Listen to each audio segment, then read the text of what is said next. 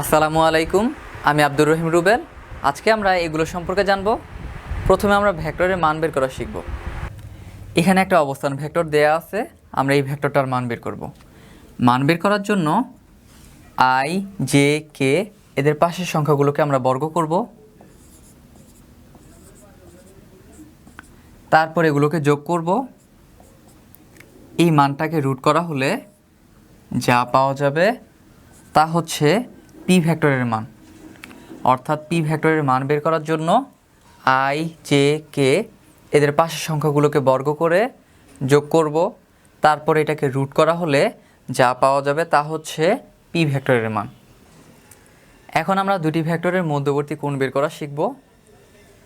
এখানে পি এবং কিউ দুটি ভেক্টর দেয়া আছে, বলা হয়েছে পি ও কিউ ভেক্টরের মধ্যবর্তী কোণ নির্ণয় করো। প্রথমে আমরা দেওয়া আছে লিখে ভেক্টর দুইটাকে উঠাবো, তারপর এই দুইটা ভেক্টরের মান বের করব। তারপর আমরা দুইটা ভেক্টরকে ডট গুণ করব। ডট গুণ করার জন্য প্রথমে আমরা লিখব পি ডট কিউ, তারপর পি ভেক্টরকে উঠাবো, তারপরে কিউ ভেক্টরকে উঠাবো। ডট গুণ করার নিয়ম হচ্ছে আয়ের পাশের সংখ্যার সাথে আয়ের পাশের সংখ্যা গুণ, জে এর পাশের সংখ্যার সাথে জে এর পাশের সংখ্যা গুণ, কে এর পাশের সংখ্যার সাথে কে এর পাশের সংখ্যা গুণ। এখানে আয়ের পাশে আছে 2 আর এখানে আয়ের পাশে আছে 5। 2 এর সাথে 5 গুণ করা হলে পাওয়া যায় 10। এখানে জে এর পাশে আছে 1, এখানে জে এর পাশে আছে -4। 1 এর সাথে -4 গুণ করা হলে পাওয়া যায় -4। এখানে কে এর পাশে আছে -2, এখানে কে এর পাশে আছে 1। -2 এর সাথে 1 গুণ করা হলে পাওয়া যায় -2। এবারে এদেরকে যোগ বিয়োগ করা হলে পাওয়া যাবে। তারপর আমরা লিখব মধ্যবর্তী কোণ।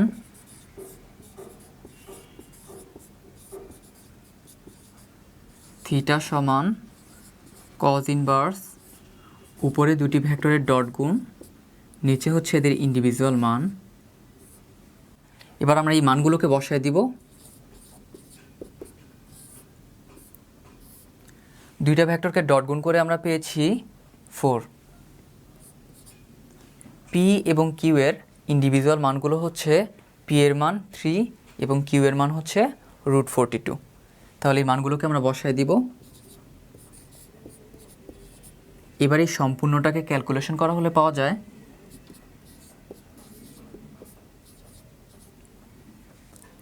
দুটি ভেক্টরের মধ্যবর্তী কোণ বের করার জন্য প্রথমে আমরা দেওয়া আছে লিখে ভেক্টর দুটিকে উঠাবো, তারপর আমরা ভেক্টর দুটির মান বের করব, তারপর ভেক্টর দুটিকে ডট গুণ করব। তারপর আমরা লিখব মধ্যবর্তী কোণ থিটা সমান কজ ইনভার্স, উপরে দুটি ভেক্টরের ডট গুণ, নিচে হচ্ছে এদের ইন্ডিভিজুয়াল মান।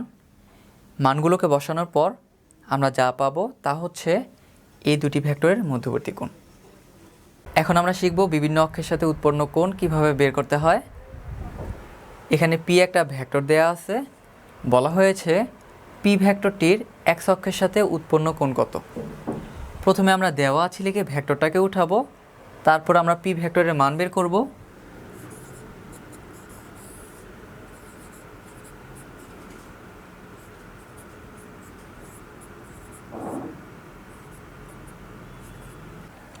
তারপর আমরা লিখব মনে করি এক্স অক্ষের সাথে উৎপন্ন কোণ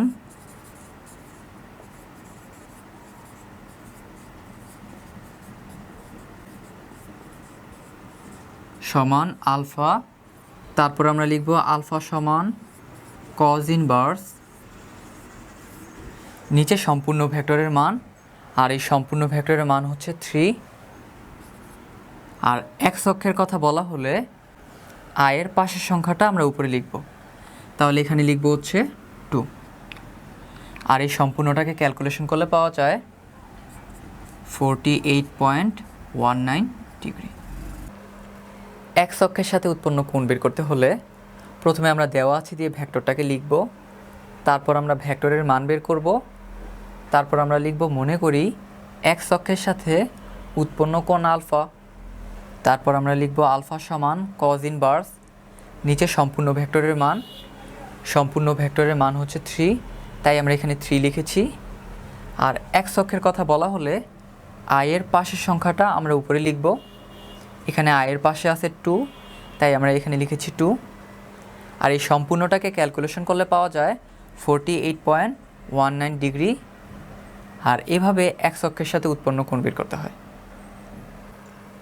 এখন যদি বলা হয় পি ভেক্টরটির ওয়াই অক্ষের সাথে উৎপন্ন কোণ কত, তাহলে দেওয়া আছে দিয়ে আমরা প্রথমে পি ভেক্টরকে উঠাবো, তারপর পি ভেক্টরের মান বের করব, তারপর আমরা লিখব মনে করি ওয়াই অক্ষের সাথে উৎপন্ন কোণ বিটা, তারপর লিখব বিটা সমান কজ ইনভার্স নিচে সম্পূর্ণ ভেক্টরের মান, সম্পূর্ণ ভেক্টরের মান হচ্ছে 3, তাই আমরা এখানে লিখব 3। আর ওয়াই অক্ষের কথা বলা হলে জে এর পাশের সংখ্যাটা উপরে লিখব। এখানে জে এর পাশে আছে 1, তাই আমরা এখানে লিখব 1। এবার এই সম্পূর্ণটাকে ক্যালকুলেশন করা হলে পাওয়া যাবে 70.53 ডিগ্রি। এখন যদি জিজ্ঞাসা করা হয় পি ভেক্টরটির জেড অক্ষের সাথে উৎপন্ন কোণ কত, তাহলে আমরা প্রথমে দেওয়া আছে লিখে পি ভেক্টরটাকে উঠাবো, তারপর পি ভেক্টরের মান বের করব, তারপর আমরা লিখব মনে করি জেড অক্ষের সাথে উৎপন্ন কোণ গামা, তারপর লিখব গামা সমান কজ ইনভার্স নিচে সম্পূর্ণ ভেক্টরের মান, সম্পূর্ণ ভেক্টরের মান হচ্ছে 3, তাই আমরা এখানে 3 লিখব। জেড অক্ষের কথা বলা হলে কে এর পাশের সংখ্যাটা উপরে লিখতে হবে। এখানে কে এর পাশে আছে -2, তাই আমরা এখানে -2 লিখব। আর এই সম্পূর্ণটাকে ক্যালকুলেশন করলে পাওয়া যায় 131.81 ডিগ্রি। আর এভাবে জেড অক্ষের সাথে উৎপন্ন কোণ বের করতে হয়।